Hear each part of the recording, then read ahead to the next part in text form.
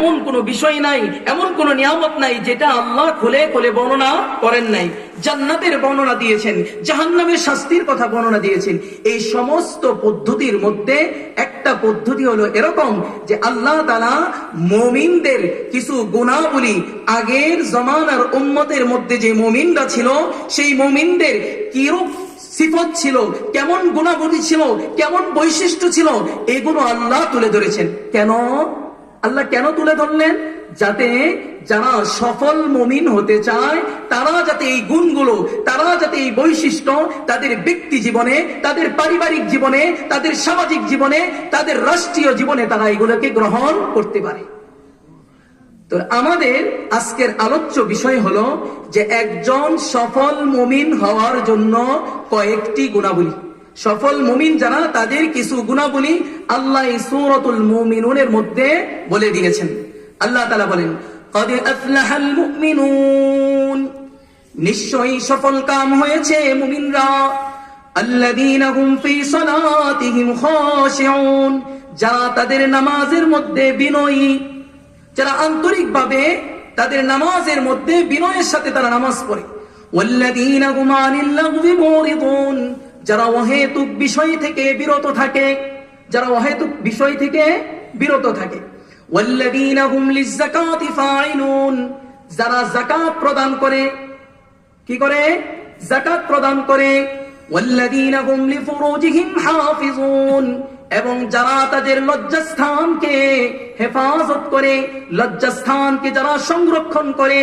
ইল্লা আলা আজওয়াজিহিম আও মা মালাকাত আইমানুহুম ফাইন্নাহুম গায়রু মালুমিন, তবে তারা তাদের স্ত্রী, তাদের বৈধ স্ত্রী এবং তাদের অধিকারভুক্ত যে দাসীরা আছে তাদের থেকে বিরত থাকে না।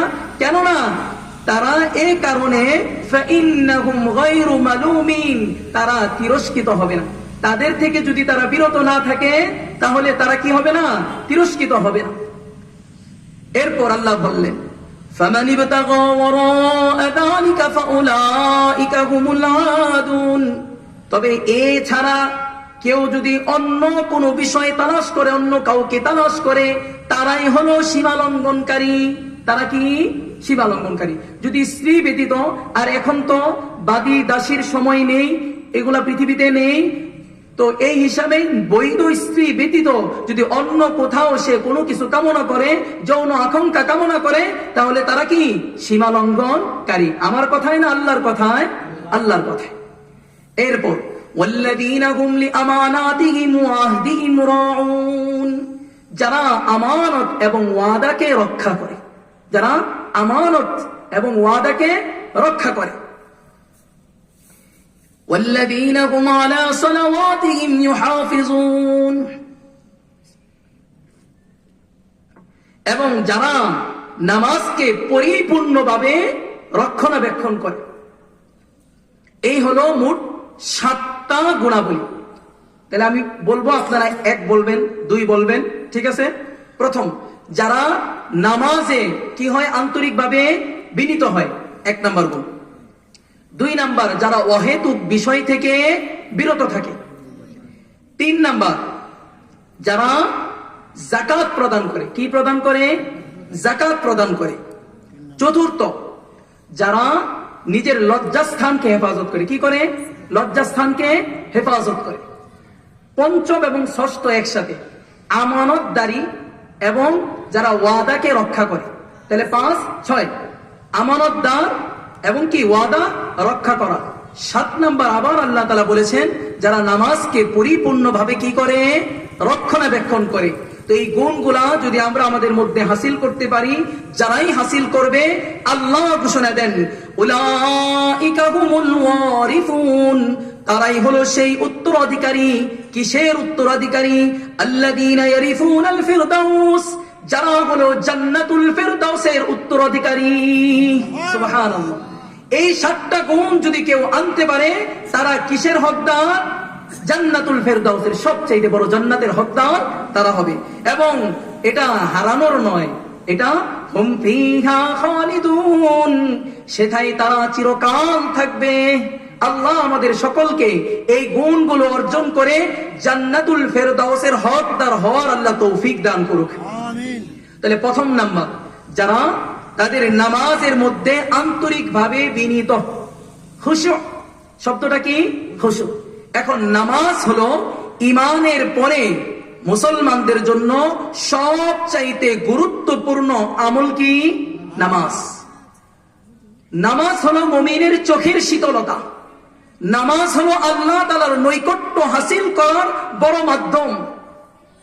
নবীজি সাল্লাল্লাহু আলাইহি ওয়াসাল্লাম নাসাই শরীফের 3940 নম্বর হাদিসের বর্ণনা, নবীজি সাল্লাল্লাহু আলাইহি ওয়াসাল্লাম বলেন, ওয়াজুইলাত কুররাতু আইনি ফিস সালাহ, নামাজের মধ্যে আমার চোখের শীতলতা রাখা হয়েছে।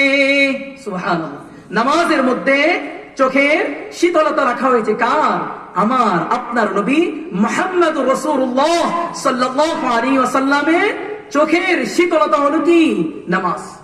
আরেক হাদিসের মধ্যে নবীজি বলেন, মুসলিম শরীফের 482 নম্বর হাদিস, আকরাবু মা ইয়াকুনুল আবদু মির রাব্বিহি ওয়া হুয়া সাজিদুন, সিজদারত অবস্থায় বান্দা তার রবের সবচাইতে নিকটবর্তী হয়ে যায়। সুবহানাল্লাহ। সিজদারত অবস্থায় বান্দা আল্লাহ পাকের সবচাইতে বেশি নিকটবর্তী হয়। তাহলে নামাজের এই মিষ্টতা, নামাজের মাধ্যমে আল্লাহর নৈকট্য অর্জন হওয়ার অনুভূতি কখন উপলব্ধি হবে, কখন বুঝতে পারবো? যখন নামাজটা আমার খুশুয়ের সাথে হবে। কিসের সাথে? খুশুয়ের সাথে। খুশু মানে অন্তরকে আল্লাহর দিকে ঝুঁকিয়ে দাও, অন্তরকে আল্লাহর দিকে ঝুঁকিয়ে দাও। হাদিসের কথাই হলো এভাবে, আনতাবুদাল্লাহা কাআন্নাকা তারাহু, আরে তুমি এইভাবে আল্লাহ তাআলার ইবাদত করো, ফাইন্নাহু ইয়ারাকা, তুমি এইভাবে ইবাদত করো, তুমি আল্লাহকে দেখতেছো।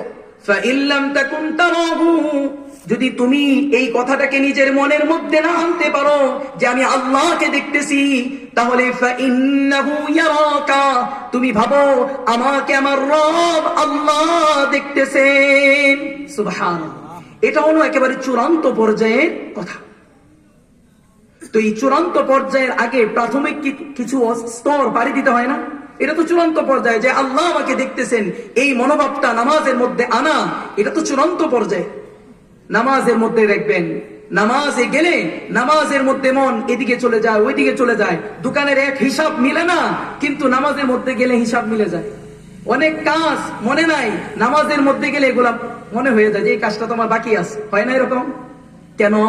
এই যে নামাজের মধ্যে আমাদের খুশু নাই, অর্থাৎ অন্তরকে যে আল্লাহর দিকে সঁপিয়ে দিয়ে যে আমরা নামাজ পড়বো, এই জন্য আমাদের এটা হচ্ছে না।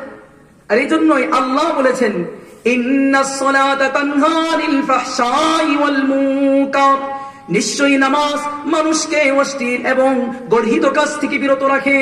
এখন অনেকের মনে প্রশ্ন, যে আরে অমুকরে দেখি নামাজ পড়ে, অমুকরে দেখি 20 বছর ধরে নামাজ পড়ে, তারপর তো সুদ ছাড়ে না, তারপরও তো ঘুষ ছাড়ে না, চুরি করে চুরিও ছাড়ে না, জিনা করে জিনাও ছাড়ে না, মিথ্যা কথা বলাও ছাড়ে না। তাহলে এখন আপনাদের কাছে প্রশ্ন, আল্লাহ যে বললেন নামাজ মানুষকে গর্হিত কাজ এবং অশ্লীল কাজ থেকে বিরত রাখে, আল্লাহর কথা কি মিথ্যা? নাউযুবিল্লাহ। এই কথা বললে ঈমান থাকবে? এ কথা বললে ঈমান থাকবে? তাহলে বুঝতে হবে আল্লাহ যেভাবে চাইতেছেন সেইভাবে আমাদের নামাজটা হচ্ছে না। তাহলে এই নামাজটা, এই কথার উপর উঠতে হলে আমাদেরকে নামাজের মধ্যে খুশু খুজু লাগবে। এই খুশু অর্জন করার প্রথম স্তর হলো যে আমি নামাজের মধ্যে কি পড়তেছি বা ইমাম সাহেব কি পড়তেছে, ওই পড়াটাকে চিন্তা করা, যে ইমাম সাহেব এখন সূরা ফাতিহা পড়তেছে বা এই সূরাটা পড়তেছে। প্রথম পর্যায়ে কি করা? কি পড়তেছে এটা চিন্তা করা, বা আমি কি পড়তেছি এটা চিন্তা করা। দ্বিতীয় স্তর হলো, কেউ যদি অর্থ জানে, আমরা তো স্বাভাবিকভাবে জানি না, তারপরও চেষ্টা করো অন্তত যেই সূরাগুলো আমরা নামাজের মধ্যে পড়ি ওই সূরাগুলোর অর্থ জানা, এটা আমাদের দায়িত্ব, এটা আমাদেরকে জানতে হবে। তাহলে নামাজের মধ্যে আমাদের একাগ্রতা আসবে, নামাজের মধ্যে আমাদের খুশু আসবে। তো এই অর্থের দিকে চিন্তা করা, যে আমি আসলে কি পড়তেছি, এটা অর্থের দিকে চিন্তা করা, এটা হলো দ্বিতীয় স্তর।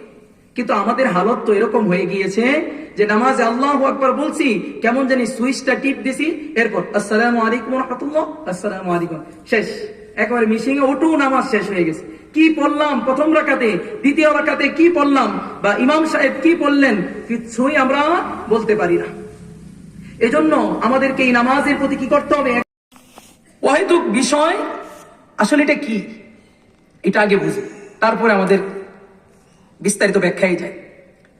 এটাকে আরবিতে বলা হয় লাগবুন, অনর্থক। এমন কথা, এমন কাজ, এমন চিন্তা, এমন লেখা, যেই চিন্তা, যেই কথা, যেই এর মধ্যে কোনো দুনিয়ার না ফায়দা আছে না আখিরাতের ফায়দা আছে। এমন কথা, এমন চিন্তা, এমন লেখা যেটার মধ্যে দুনিয়ারও কোনো ফায়দা নাই, আখিরাতেরও কোনো ফায়দা নাই, এটা কি বলে?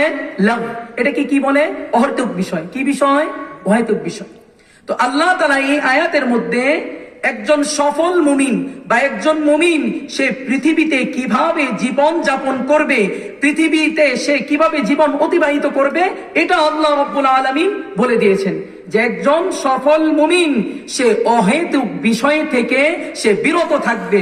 শুধু যে সে অহেতুক বিষয় থেকে বিরত থাকবে এমন নয়, বরং কেউ যদি তাকে অহেতুক বিষয়ে লিপ্ত করতে চায় তাহলে সে এটা রাগান্বিত হয়ে যায়। এখন বলেন তো, যদি কোনো ব্যক্তি অনর্থক কোনো কাজ, কথা, লেখা, চিন্তা থেকে বিরত থাকে, তার দ্বারা ভুলেও কি আল্লাহর নাফরমানি করা, আল্লাহর কোনো গুনাহে লিপ্ত হওয়া তার পক্ষে সম্ভব? কখনো সম্ভব না। এজন্য আল্লাহ তাআলা সূরাতুল ফুরকানের মধ্যে বলেন, ওয়াল্লাযীনা লা ইয়াশহাদুনা আয-যুর ওয়া ইযা মাররু বিল-লাগwi মাররু কিরামা। রহমানের বান্দা হলো তারা যারা নাকি কোনো অন্যায় কাজের মধ্যে শামিল হয় না, লিপ্ত হয় না, এবং যখন তারা কোনো অহেতুক বিষয়ের সামনে দিয়ে যায় তখন আত্মমর্যাদা বাঁচিয়ে তারা এড়িয়ে যায়। সুবহানাল্লাহ। এটা মানে বাঁচিয়ে চলে যাওয়ার একটা উদাহরণ দিলে খুব সুন্দরভাবে বুঝে আসবে। মনে করেন ময়লার একটা ভাগার, আমাদের এখানে পাগার বলে, তো পাগারই তো ময়লার পাগারের পাশ দিয়ে যখন একটা মানুষ যায়, সে কি একবারে স্বাভাবিক রাস্তা দিয়ে যখন যেভাবে যায় ওইভাবে যায়, না একটু সতর্কতার সাথে যায়? সতর্কতার সাথে যায় না। সে নাকটাকে চেপে ধরে যাতে দুর্গন্ধটা না আসে, কাপড়টাকে উঠিয়ে নেয়, পাটাকে আস্তে আস্তে ফেলে যাতে তার এই দুর্গন্ধ না নাকে আসে, না এই ময়লাটা তার পায়ে লেগে যায়, না তার জামাই লেগে যায়। ঠিক তেমনি ভাবে একজন সফল মুমিন দুনিয়ার মধ্যে অনর্থক বিষয়গুলোকে সে এমন ভাবে নাকে চেপে এড়িয়ে যায় যে তার মাঝে কোনো গুনাহ আসতে পারে না। অহেতুক বিষয় না আসতে গুনাহ আসার সম্ভাবনাই নাই। নবীজি সাল্লাল্লাহু আলাইহি ওয়াসাল্লাম বলেন, মিন হুসনি ইসলামিল মারই তারকুহু মা লা ইয়ানিহি। আরে সুন্দর এবং আদর্শ মুসলিম হওয়ার একটি নিদর্শন হলো অনর্থক কাজ থেকে বিরত থাকা। আদর্শ মুসলিম হওয়ার জন্য একজন মানুষের নিদর্শন কি? অনর্থক কাজ থেকে বিরত থাকা। বর্তমান যুগে এই অনর্থক কাজের অভাব নাই, অনর্থক কাজের অভাব নাই। এই অনর্থক কাজ করতে করতে করতেই মানুষ এরকম গুনার মধ্যে লিপ্ত হয়ে যাচ্ছে। যুবক ভাইয়েরা তো আছেই, যুবতী বোনেরা তো আছেই, কিন্তু আল্লাহ মাফ করুক, আল্লাহ মাফ করুক, আমাদের অনেক বৃদ্ধ বাবারা, মধ্যবয়সী ভাইয়েরা, তারা পর্যন্ত এরকম হয়ে যায়। এই যে মোবাইল, ইন্টারনেট এবং ফেসবুক, এইগুলার মাধ্যমে তারা বিভিন্ন গুনাহে লিপ্ত হয়ে যাচ্ছে, কিন্তু তাদের এটার প্রতি কোনো ভ্রুক্ষেপই নেই।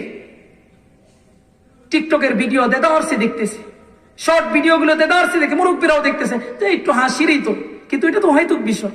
দুনিয়ার কি ফায়দা আছে, আখিরাতের কি ফায়দা আছে? এগুলো দিয়ে তো কোনো মানুষের কোনো কল্যাণ হচ্ছে না।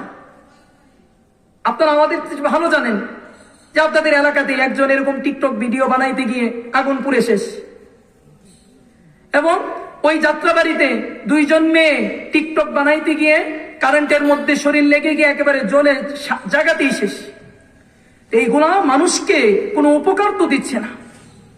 এই যে অনেক ক্ষেত্রে আজকে দিনে মাহফিল গুলোতে আমরা এখানে আসতে আমাদের কষ্ট লাগে, কথাটা অন্যভাবে নিয়েন না। আমরা আমাদের যদি মুসলিমরা নিজেদের আত্মসমালোচনা নিজেরা না করি, তাহলে আমাদের পরিবর্তনটা আসবে কিভাবে? যখন মানুষ তার দোষটাকে বুঝতে পারে, তার অন্যায়টাকে বুঝতে পারে, তখন তার জন্য সহজ হয় এই অন্যায় কাজ ছেড়ে দেওয়া। যদি রোগটাকে ধরতে পারে তাহলেই তো রোগের চিকিৎসা হবে, আর যদি রোগেই ধরতে না পারে তাহলে চিকিৎসাটা কিভাবে হবে? তো এই জন্য এই বিষয়গুলো আমাদেরকে লাভ করতেছে না, বরং আমাদেরকে কি করতেছে? ক্ষতি করতেছে। এই জন্য এই ইন্টারনেটের যে ফিতনা এবং এই যে বিভিন্ন ধরনের শর্ট ভিডিওর মাধ্যমে যে আমরা গুনাহ করতেছি, খেলাধুলা দেখার মাধ্যমে, জুয়া দেখার মাধ্যমে, এরকম যে আমরা আমাদের সময়কে নষ্ট করতেছি, এগুলো আমাদেরকে ক্ষতিগ্রস্তই করতেছে এবং জান্নাত থেকে আমাদেরকে, জান্নাতুল ফেরদাউস থেকে আমাদেরকে তোজন দূরেই ঠেলে দিচ্ছে। আমরা কোন অবস্থায় আছি আমাদেরকে চিন্তা করতে হবে। খেলাধুলা করলেও তো স্বাভাবিকভাবে এখন যে অবস্থা, যেহেতু আমরা ঘোড়া দৌড় প্রতিযোগিতা করার সুযোগ নাই, অন্যান্য খেলা যেগুলো জায়েজ আছে এইগুলা করার সুযোগ নাই। এখন ক্রিকেট মানুষ খেলে, ব্যাডমিন্টন খেলে, নিজে খেললেও তো শারীরিক কিছু ফায়দা হলো, নিজে যদি খেলে শারীরিক কিছু ফায়দা হলো, যদি এটার মধ্যে জুয়া না হয়। দেখা যায় এগুলোর মধ্যেও জুয়া হয়ে যায়। ক্রিকেট খেলতেছে, জুয়া ধরে খেলে, বাজি ধরে খেলে, এগুলো তো হারাম হয়ে যাবে। কোনো খেলা খেলতেছে, এগুলা জুয়া ধরে খেলে, তো এটা যদি না হয় শারীরিক কিছু তো ব্যায়াম হবে। কিন্তু অন্যরা খেলতেছে, হাফ প্যান্ট পরে অন্যরা খেলতেছে বা ক্রিকেট খেলতেছে লম্বা সময় ধরে, আমি দেখতেছি, আমার কি ফায়দা? এগুলাই হলো অনর্থক কাজ, যেই কথা, যেই চিন্তার মাধ্যমে ফেসবুকের মধ্যে একজনের নামে দেদার সে দুর্নাম লিখে ফেললাম। এই যে লেখলাম, এটা কি অনর্থক কাজ না? এটার দ্বারা আমার কি ফায়দা? আমার কি জান্নাত এটার দিকে অগ্রসর হবে না? জান্নাত আমার থেকে দূরে যাবে। এজন্য এই লাভ থেকে, এই অনর্থক বিষয় থেকে আমাদেরকে বিরত থাকতে হবে, যদি আমরা কি হতে চাই? সফল মুমিন। যদি আমরা কি হতে চাই? সফল মুমিন। এরপর তিন নাম্বার সফল মুমিনের গুণ হলো ওয়াল্লাযীনা হুম লিয-যাকাতি ফাইলুন, যারা যাকাত প্রদান করে। যারা কি করে? যাকাত প্রদান করে।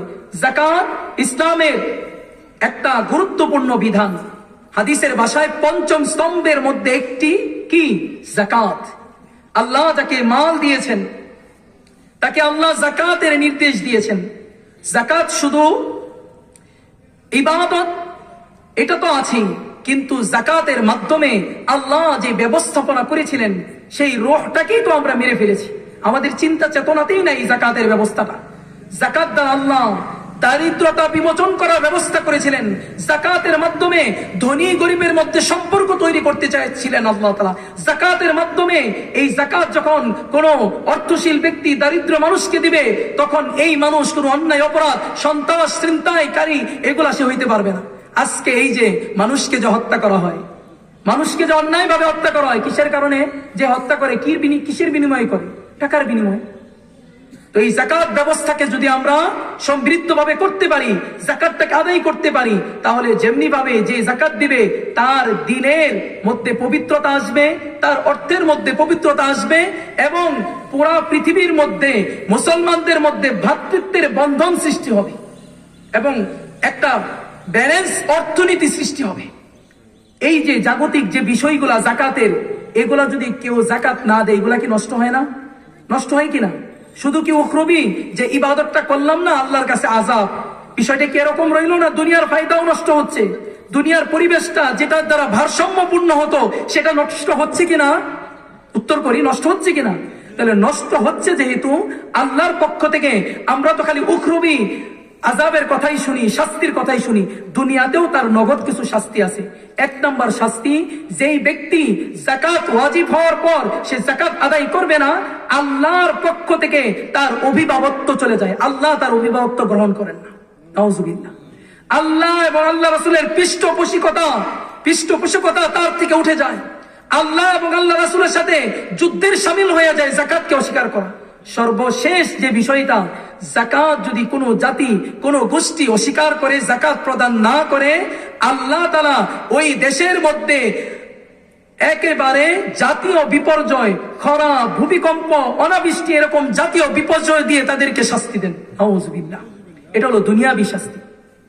আর আখিরাতের শাস্তি, সূরাতুত তাওবার মধ্যে আল্লাহ তাআলা বলেন, والذين يكنزون الذهب والفضة ولا ينفقونها في سبيل الله فبشرهم بعذاب أليم। যারা স্বর্ণ রূপা পঞ্জীভূত করে এবং ওয়ালা ইউনফিকুনাহা ফি সাবিলিল্লাহ, আল্লাহর রাস্তায় খরচ করে না, ফাবাশশিরহু বিআযাবিন আলীম, আপনি তাদেরকে যন্ত্রণাদায়ক শাস্তির সুসংবাদ দেন। আল্লাহ বলতেছেন যন্ত্রণাদায়ক শাস্তির সুসংবাদ দেন।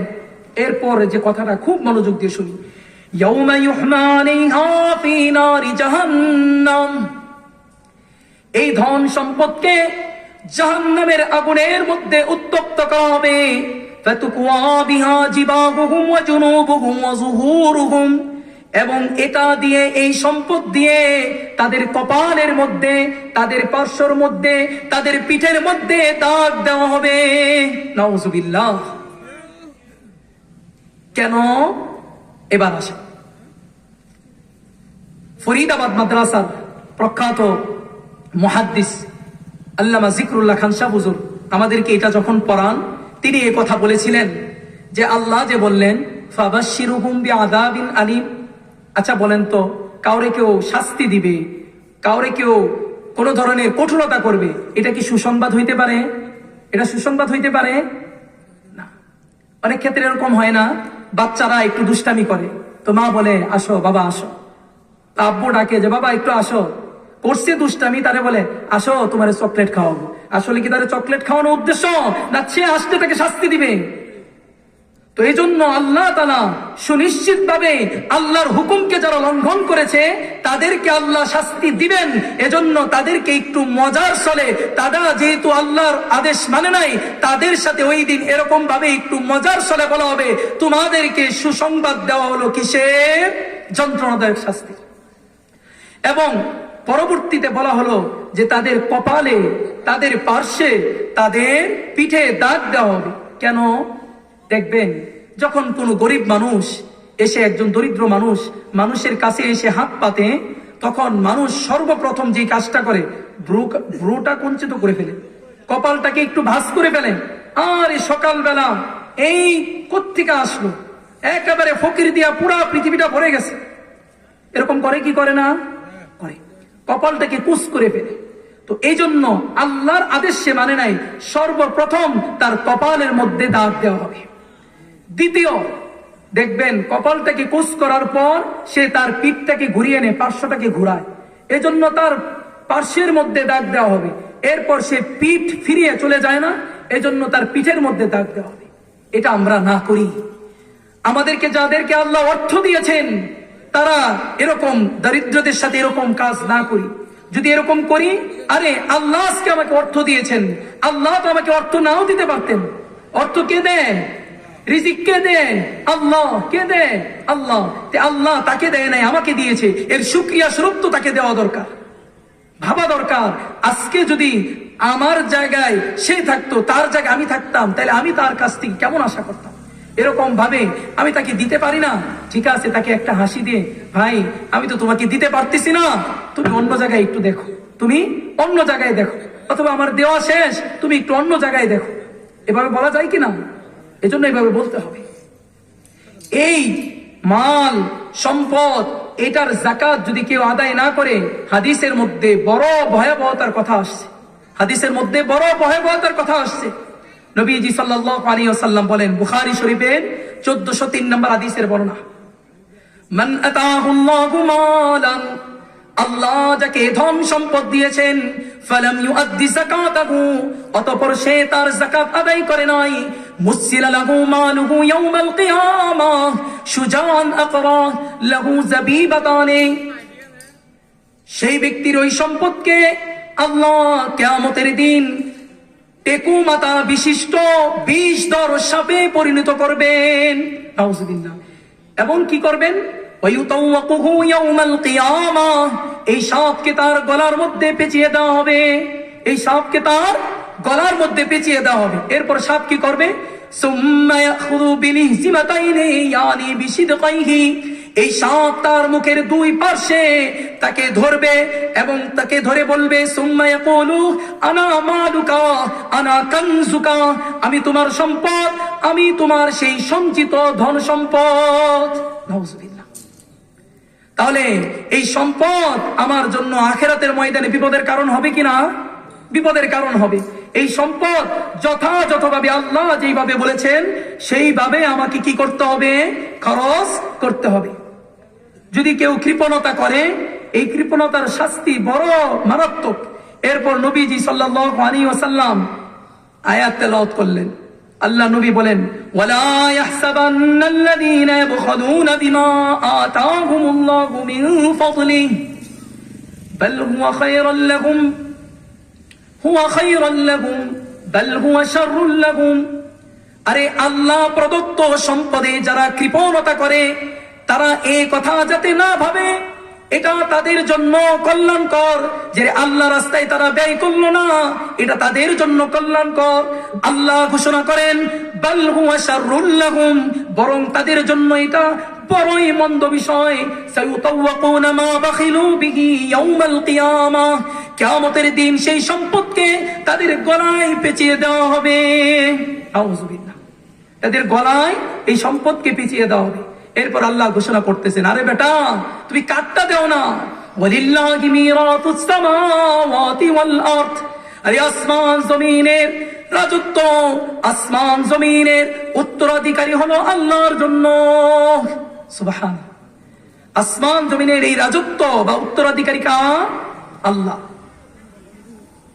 এরপর আল্লাহ তাআলা 5 পারার মধ্যে এসেছে যে যারা এরকম কৃপণতা করে, আল্লাযীনা ইয়াবখালুনা ওয়া ইয়া'মুরুনা আন-নাসা বিল বুখল ওয়া ইয়াকতুমুনা মা আতাহুমুল্লাহু মিন ফাদলিহি, যারা ধন সম্পদের মধ্যে বখিলতা করে, কৃপণতা করে, ওয়া ইয়া'মুরুনা বিন-নাসি বিল বুখল, এবং মানুষকে তারা কৃপণতার জন্য আহ্বান করে, ওয়া ইয়াকতুমুনা মা আতাহুমুল্লাহু মিন ফাদলিহি, এবং আল্লাহ তাদেরকে যেই বিষয় দিয়েছেন, যেই অনুগ্রহ করেছেন তা তারা লুকায়।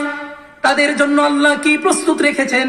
ওয়া আতাদনা লিল কাফিরিনা আযাবাম মুহিনা, আল্লাহ কাফেরদের জন্য লাঞ্ছনাদায়ক শাস্তি রেখে দিয়েছেন। নাউজুবিল্লাহ। এজন্য আমাদেরকে যাকাত আদায় করতে হবে। তো যাকাত আদায় করতে হবে কেন? যদি আমরা কি হতে চাই? সফল মুমিন হতে চাই। কি হতে চাই? সফল মুমিন হতে চাই। এরপর 4th নাম্বার, ওয়াল্লাযীনা হুম লিফুরুজিহিম হাফিজুন, যারা তাদের লজ্জাস্থানকে কি করে? হেফাজত করে। যারা তাদের লজ্জাস্থানকে হেফাজত করে। এই লজ্জাস্থানের বিষয়টা বলার আগে ছোট্ট করে একটা কথা, যে আসলে দেখেন মানুষের স্বাধীনতা আছে, তো স্বাধীনতার নামে কি যা ইচ্ছা তাই করা যায়? এটাকে কি স্বাধীনতা বলে না স্বেচ্ছাচারিতা বলে?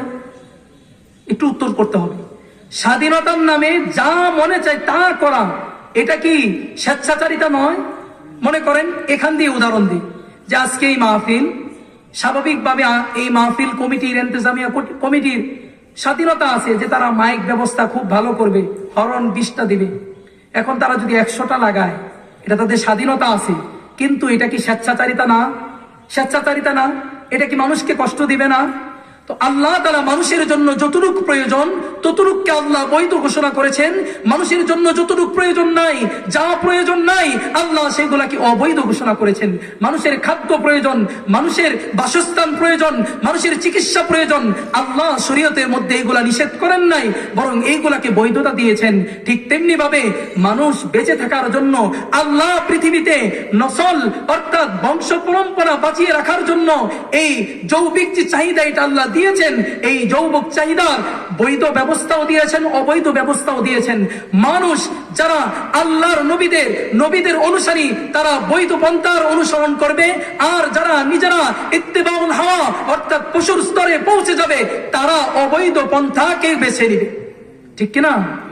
ওয়াল্লাযীনা কাফারু ইয়াতামাত্তাউনা ওয়া ইয়াকুলুনা কামা আরে যারা কাফের তারা তো দুনিয়াকে উপভোগ করে এবং তারা খাদ্য খায় চতুষ্পদ জন্তুর নেয়, কামা ইয়াকুলুল আনআম, তারা চতুষ্পদ জন্তুর নেয় খাবার দাবার খায়, আনন্দ ফুর্তি করে যারা কাফের। তাহলে মুমিনরা কেমন করতে পারবে?